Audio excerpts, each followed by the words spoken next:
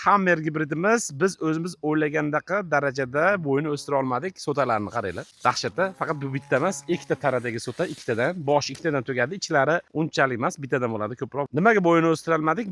Bir nechta sabablari bor. Bugun ikkita sababini keltirib o'taman. Bilasizlar, piyoz bilan chuqurroq shug'ullanamiz. 90 bosi mavsumda ekilganda, erta bahorda kun isimagan paytlarida, mart, aprel oylarida piyozni ildizini rivojlantirib, bo'yini o'stira olinglar deb ko'p tavsiya qilamiz. Makkajo'xori ham shunga yaqin ekan. Makkajo'xori mart oyida ekilmaydi-ku, aprel, may oylarida ekiladi asosan. Birinchi ekinga makkajo'xori ham kunni salqin bo'lgan davrida bo'yni iloji boricha kun qizib ketmagan holatda o'stirib olish kerak ekan. Boshqa dala maydonlarida, vodiyda, Toshkent viloyatida ko'ryapmiz 3,5 metr, 4 metr, 4 metrdan balandroq joylari ham bor. Bizning dalamizda hozir 2,5 metrdan 3 metr atrofida bo'lib turibdi.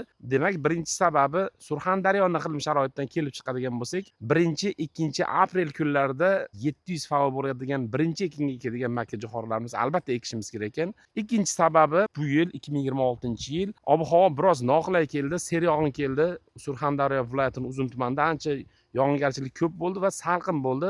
Bilasizlar, makkajo'xorida FAO issiqlik energiyasini yig'indisi aytiladi. 700 FAO makkajo'xorilar ana shu issiqlik energiyasini yig'a olmagandan keyin makkajo'xorilarimizni bo'yi biz o'ylagandan ko'ra, biz mo'ljallagandan ko'ra pastroq bo'ldi. Sotalarimiz ham ozgina shakllanib qoldi. Sotalarni ko'rsatamiz.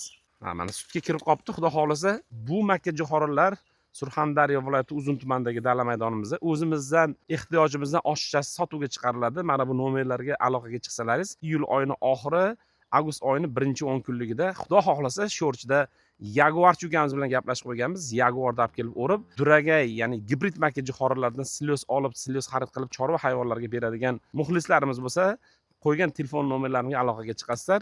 Yana qanaqa sabablar bor makkajo'xori o'smasligiga izohlarda yozib qo'yinglar. Rahmat e'tiborlaringiz uchun.